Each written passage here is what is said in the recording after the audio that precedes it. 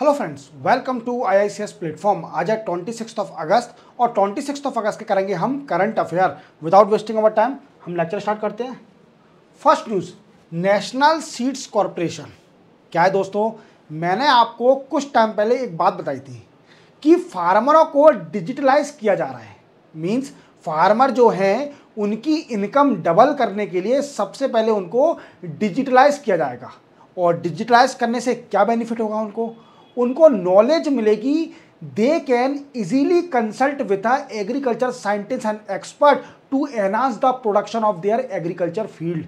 Clear. अब देखो, इसके लिए सरकार ने कई सारे मैंने आपको पॉइंट बताए थे। सबसे पहला मैंने बताया था कि मोदी 3.0 में हमारे former CM of Madhya Pradesh Shivraj Singh Chouhan union minister बन गए एग्रीकल्चर के। और ये बहुत बड़ा अचीवमेंट है उनके लिए जो हमारे देश के किसान हैं, क्योंकि शिवराज सिंह चौहान ने इतना अच्छा काम किया था मध्य प्रदेश के अंदर कि एग्रीकल्चर फील्ड में बहुत अच्छा काम किया था। और वो फिर से इस चीज़ को रिपीटेशन कर रहे हैं यूनियन गवर्नमेंट में। किसमें? यूनियन गवर्नमेंट है। तो मैं कुछ आपको पॉइंट बताता हूं जो दर्शाएंगे कि कैसे फार्मर को डिजिटलाइज किया जाएगा। क्लियर। अब देखो, सबसे पहला मैंने बताया था कृषि डिसीजन सपोर्ट सिस्टम, कृषि decision support system KDSS। Clear. दूसरा मैंने बताया था आपको नेशनल पेस्ट सर्विलेंस सिस्टम। ये क्या है? देखो, नेशनल पेस्ट सर्विलेंस सिस्टम है। ये वी कैन से कंसल्ट करने के लिए, जो कि एग्रीकल्चर साइंटिस्ट हैं और एक्सपर्ट हैं, उनसे कंसल्ट करने के लिए फार्मर कंसल्ट कर सकते हैं कितना पेस्टिसाइड यूज करना है और कौन सा पेस्टिसाइड यूज करना है। दूसरा मैंने बताया था कृषि डिसीजन सपोर्ट सिस्टम। ये एक पोर्टल है, portal to enhance the knowledge of the agriculture to farmer को नॉलेज बढ़ाने के लिए रिलेटेड टू एग्रीकल्चर ये पोर्टल भी लॉन्च किया गया था। फिर मैंने आपको प्रीवियस लेक्चर में एक और चीज बताई थी ONDC के बारे में। ONDC ई कॉमर्स की साइट, जो कि गवर्नमेंट की ONDC है, गवर्नमेंट का इनिशिएटिव है जिसको बोलते हैं online network for digital commerce.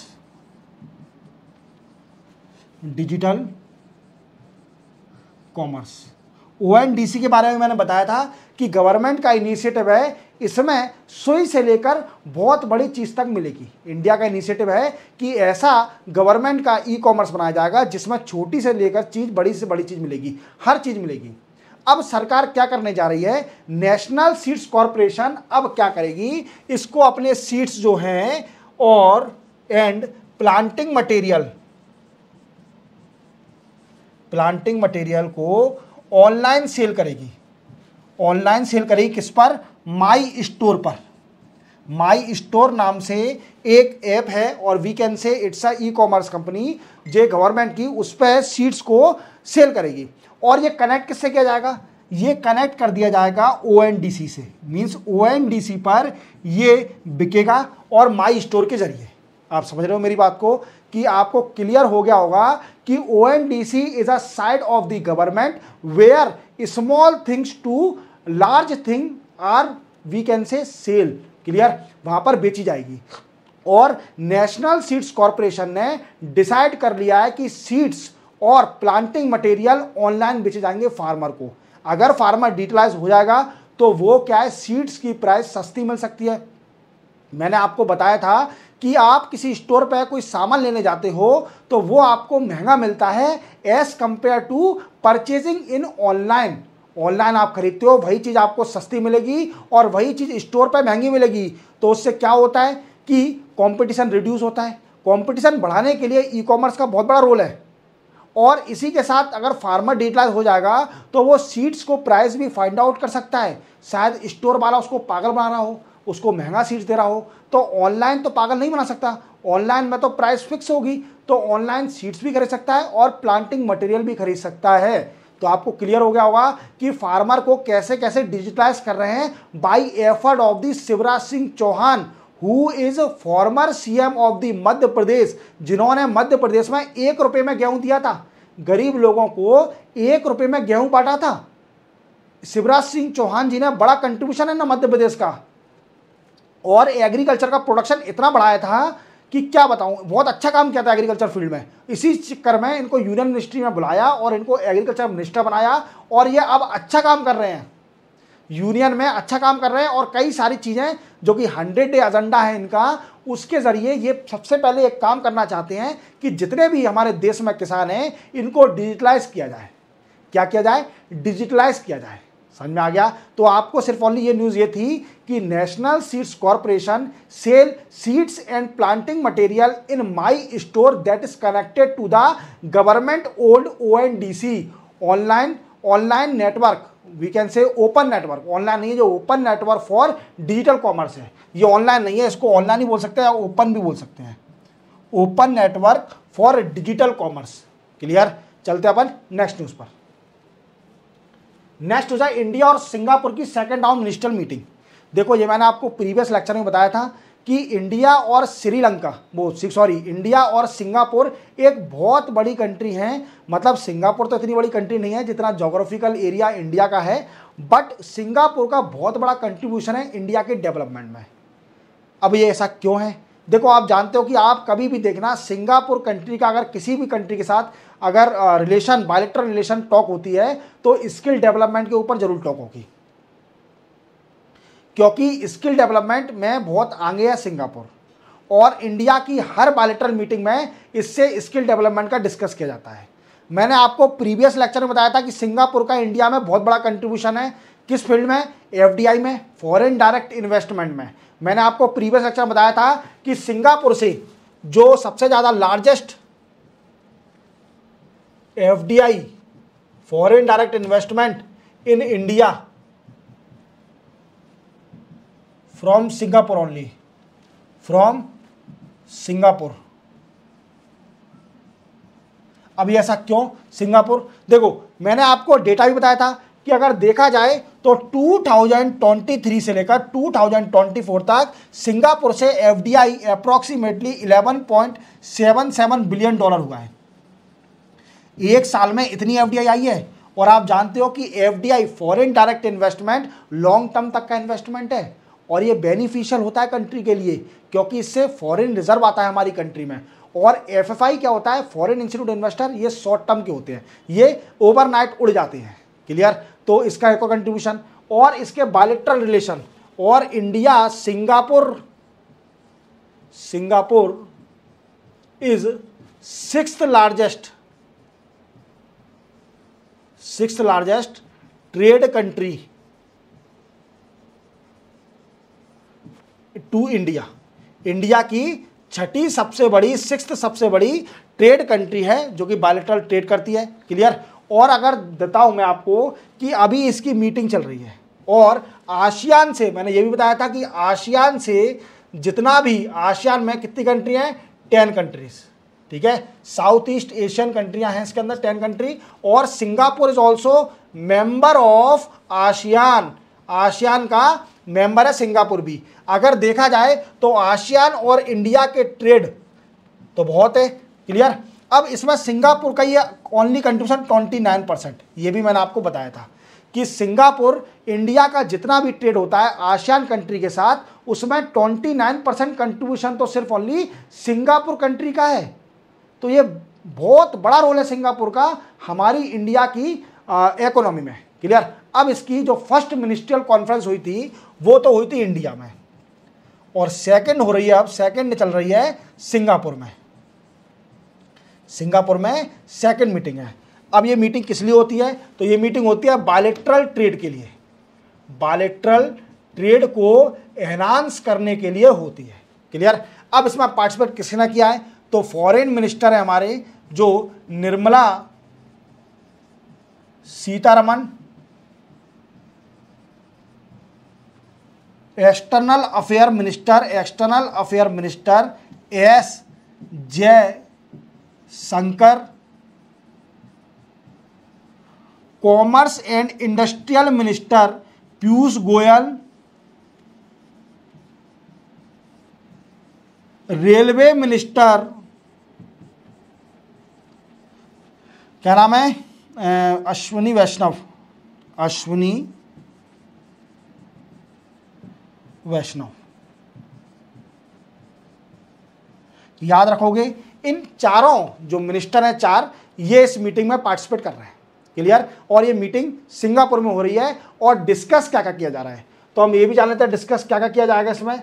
सबसे पहले डिस्कस किया जा रहा है skill development.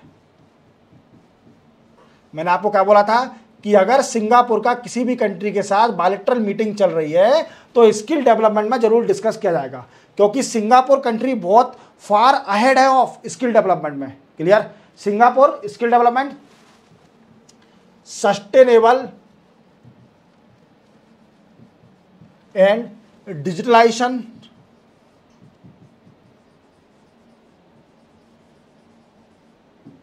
Medicine and pharmaceutical,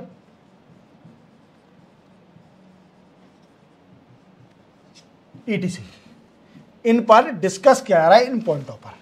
तो आप याद रखोगे सिंगापुर और इंडिया के रिलेशन को याद रखोगे। सिंगापुर का कितना कंट्रीब्यूशन है, आपको मैंने डेटा भी बता दिया कि इतना ये कंट्रीब्यूशन है। तो चलते हैं अपन नेक्स्ट न्यूज पर। नेक्स्ट न्यूज है India Australia comprehensive economic cooperation agreement. क्या है? Comprehensive economic cooperation agreement. Comprehensive economic cooperation agreement,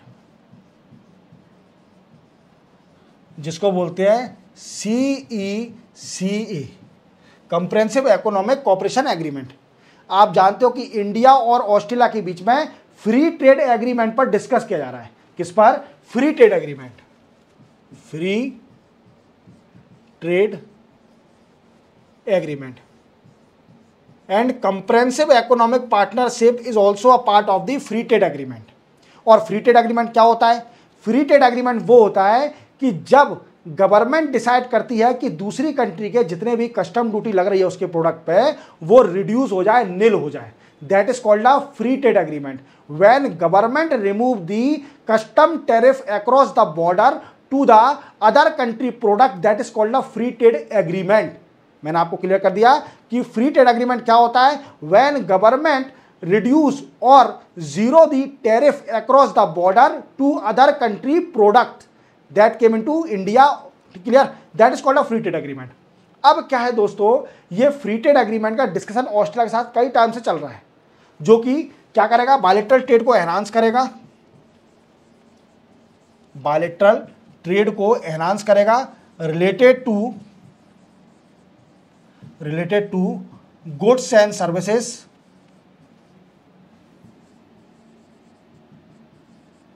clear, digitalisation,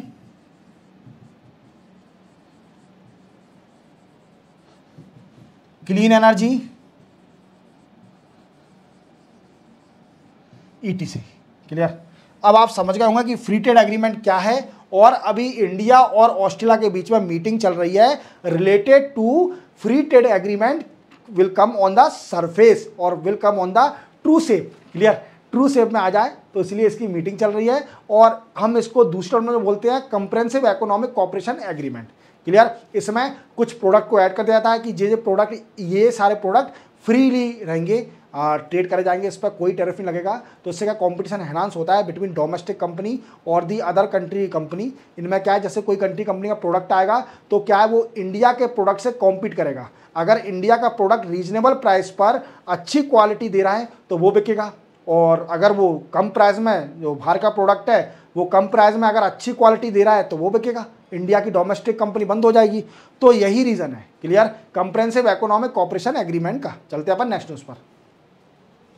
next हो जाए, राजनाथ सिंह साहब लार्ज कैविटेशन चैनल पर विजिट किया। क्या हुआ? लार्ज कैविटेशन विजिट पर चैनल पर विजिट किया। अब ये क्या है दोस्तों? देखो दोस्तों, मैंने आपको बताया था कि राजनाथ सिंह साहब जो कि डिफेंस मिनिस्टर हैं वो 4 डे की विजिट पर गए हैं। 4 डे विजिट इन यूएसए, और इनकी मुलाकात हुई डिफेंस सेक्रेटरी से, डिफेंस सेक्रेटरी जिनका नाम है लियोड ऑस्टिन। किसका का नाम है? Lloyd Austin. क्लियर? अब इस मीटिंग में इनके कुछ पॉइंट थे, इंडिया के कुछ पॉइंट थे जिस पर डिस्कस किया जाना था। सबसे पहला था JEF 404 जेट इंजन। क्लियर? इस पर डिस्कस किया जाना था। दूसरा था MQ-9B प्रेडेटर ड्रोन। क्लियर? पर हुआ इसका अपोजिट।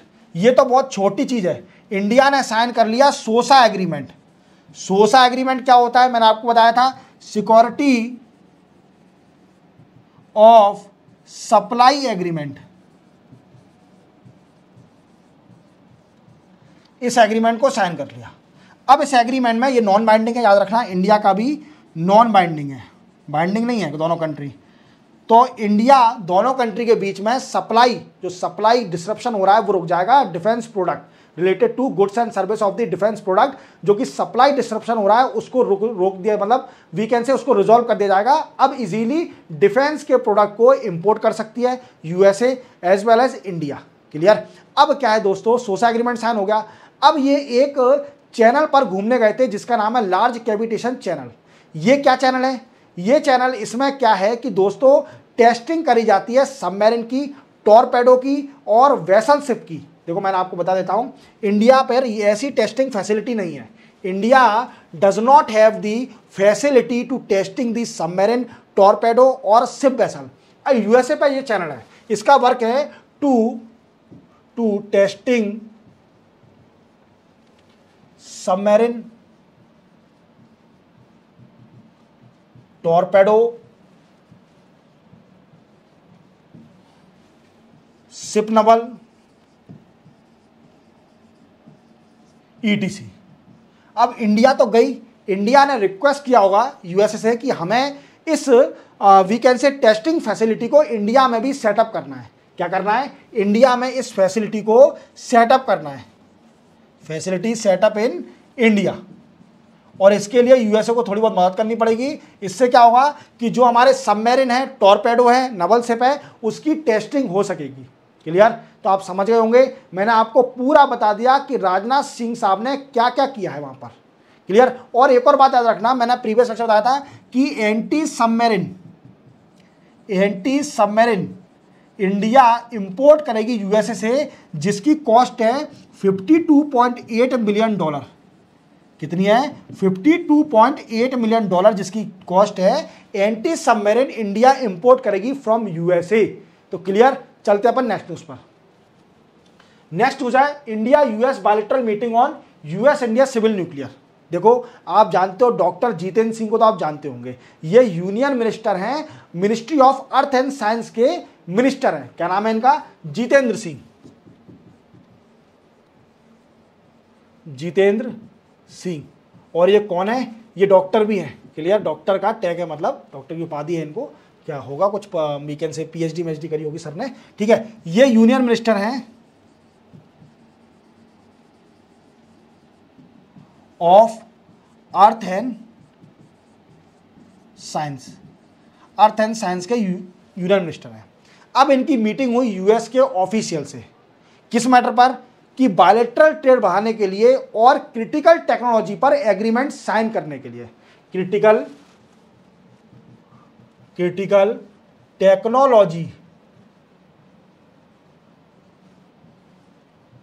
टेक्नोलॉजी को एनहांस करने के लिए बिटवीन बोथ कंट्री। जैसे कि सर सेमीकंडक्टर,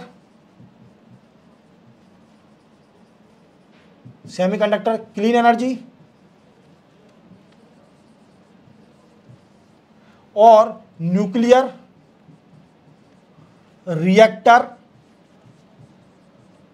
ETC। और इंडिया का आपको मैं बता देता हूं कि नेट जीरो इमिशन टारगेट भी है इंडिया का।